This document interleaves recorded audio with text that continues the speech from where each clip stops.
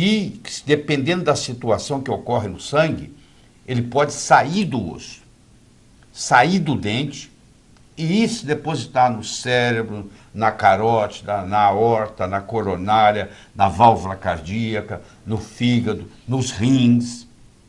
Ele pode comprometer o corpo inteiro. Doutor, o que é osteoporose? Eu brinco que osteoporose é uma doença pediátrica com consequências geriátricas. Ela não aparece da noite para o dia. Uma mocinha de 13 anos de idade que começa a tomar pílula anticoncepcional já começa a ter problema de osteopenia e lá na frente vai ter osteoporose.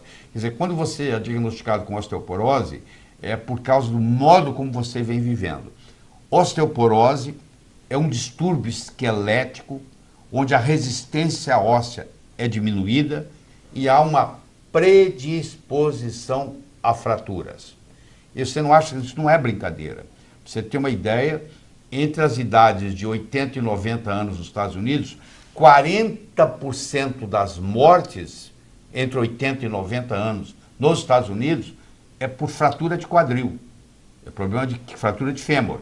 Então isso não é uma brincadeira, isso é uma coisa muito séria. E fratura de fêmur, fratura de quadril, representa só 30% das fraturas. E é responsável por 40% das mortes entre 80 e 90 anos. Muitos de vocês que estão nos assistindo passaram por isso. Você tinha uma senhora idosa, uma vovó, que caiu, quebrou o fêmur, foi para o hospital, pegou a infecção hospitalar e acabou falecendo, em consequência de uma fratura de quadril. Então é uma coisa que a gente tem que trabalhar a longo prazo, porque é uma doença que demora muitos anos para chegar lá. Doutor, e por sinal, né, quando ela chega, quando ela aparece, quando ela se manifesta, né, saber o diagnóstico de osteoporose implica, né, ele indica que você tem outras doenças no organismo? Isso é muito importante. Hoje nós temos osteoporose como um biomarcador para comorbidades, para outras doenças.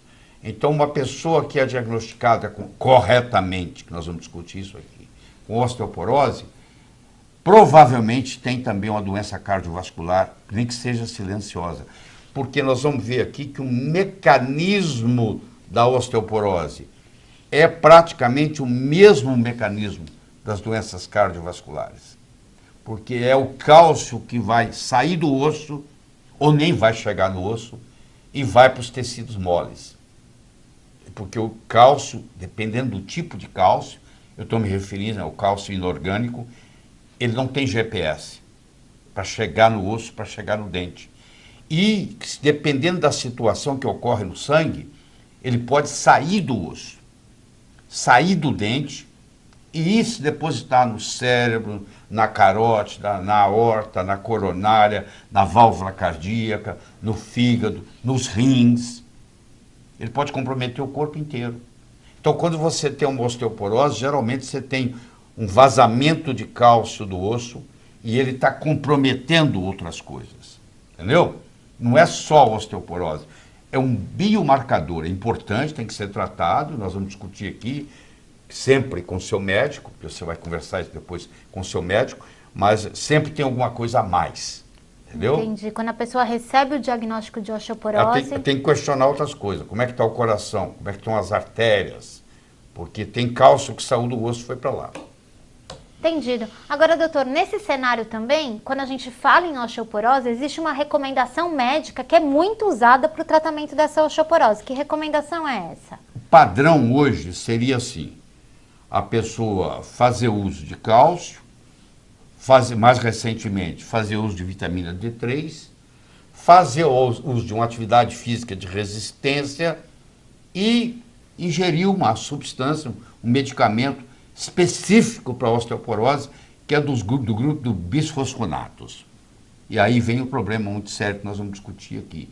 Porque esse medicamento, ele, no frigir dos ovos, ele acaba não ajudando muito. Principalmente se a pessoa toma ele mais de 4, 5 anos. Porque ele vai ter efeitos colaterais graves e devido a isso. Então aí começa o problema. Suplementação com cálcio. Você inclusive vê na televisão isso.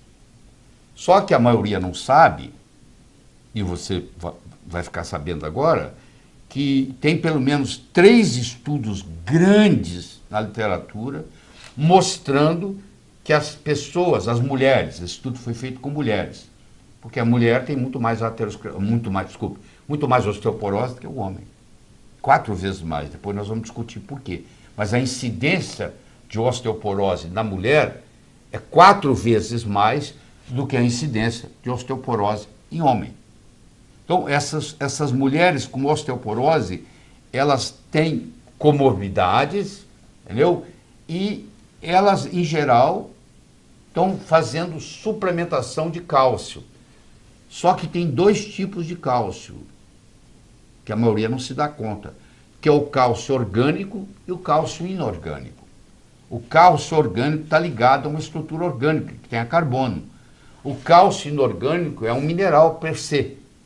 Então, quando eu faço uso de cálcio inorgânico, infelizmente, esse cálcio inorgânico não tem GPS. Não tem ninguém que pegue ele pela mão e leve para o osso e leve para os dentes. Então, ele entra no corpo. Então, esses 3 estudos mostram que as pessoas que fizeram suplementação só com cálcio, ao invés de ter benefício, tiveram prejuízo. Então, uma coisa que aparentemente é tão óbvio, não é tão óbvio assim, tá? E eu tenho muito critério em falar isso, porque a literatura está mostrando isso. Claro que leva um tempo muito grande entre a literatura mostrar isso e a gente mudar isso no consultório. A defasagem, às vezes, é de 20 anos. Então, você vai ficar assustado. Você tem que conversar com o seu médico sobre isso. Segundo, a vitamina D3. A vitamina D3, que comecei a falar disso há 10 anos atrás, a vitamina D3, com relação ao cálcio, ela faz 2 coisas. Ela aumenta a absorção do cálcio a nível intestinal e ela diminui a excreção do cálcio a nível renal. Ou seja, ela acumula mais cálcio. Mas se você está tomando um cálcio inorgânico, só pelo fato de ele estar associado à vitamina D3, você não vai bloquear o prejuízo. Porque ele vai se acumular, ele não vai para os dentes, ele não vai para os ossos, ele vai para os tecidos mole. Ele vai depositar no coração, nas válvulas cardíacas, no cérebro, no fígado, nos rins, na aorta, nas coronárias, na carótida. E olha o problema. Então, eu tomo cálcio, mas eu tomo cálcio com D3. Não é suficiente. D3 ajuda, sim, de uma certa forma, o cálcio ficar no osso, depois que ele chegou lá, mas não antes. O exercício de resistência ajuda, por exemplo, atividade física de musculatura, tudo isso, que é exercício isométrico, que a gente chama. Isso tem um efeito benéfico no que diz respeito. E com relação aos bisfosfonatos, que tem uma lista de uns 30, eu não vou gastar aqui tempo muito com você nisso, mas eu vou falar que é do grupo dos alendronatos, os dronatos da vida, que são muitos. Eles, nós vamos ter a oportunidade de explicar aqui o mecanismo, eles aparentemente eles funcionam bem, se você levar em consideração a densidade óssea. Mas eu gostaria de falar uma frase de impacto aqui. Densidade óssea não é sinônimo de qualidade óssea. Deixar isso bem claro. Eu posso ter uma densidade óssea normal e ter osteoporose. E isso é uma grande surpresa, porque a gente vem acreditando há muito tempo que a densidade óssea era um parâmetro bom para determinar a qualidade óssea, e não é verdade.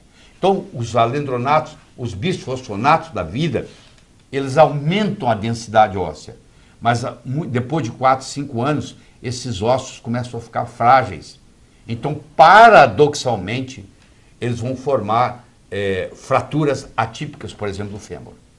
Nossa, doutora, a gente já está quebrando aqui um monte de paradigma, né? Acho que as pessoas estão se familiarizando com o tema e já estão recebendo aqui um monte de informação. Então, vamos voltar na explicação, porque o senhor já comentou que as mulheres têm mais osteoporose do que os homens. 4 vezes mais. O cálcio foge mais do osso das mulheres? Não, a mulher tem mais osteoporose do que o homem por 3 razões principais. Primeiro, que elas têm uma massa óssea menor do que a do homem. Ela já começa num patamar diferente. O homem tem mais ossatura do que a mulher. Ele tem mais osso para perder na vida do que a mulher. Então, esse é o primeiro. Segundo, a mulher tem todo um ciclo hormonal todo mês.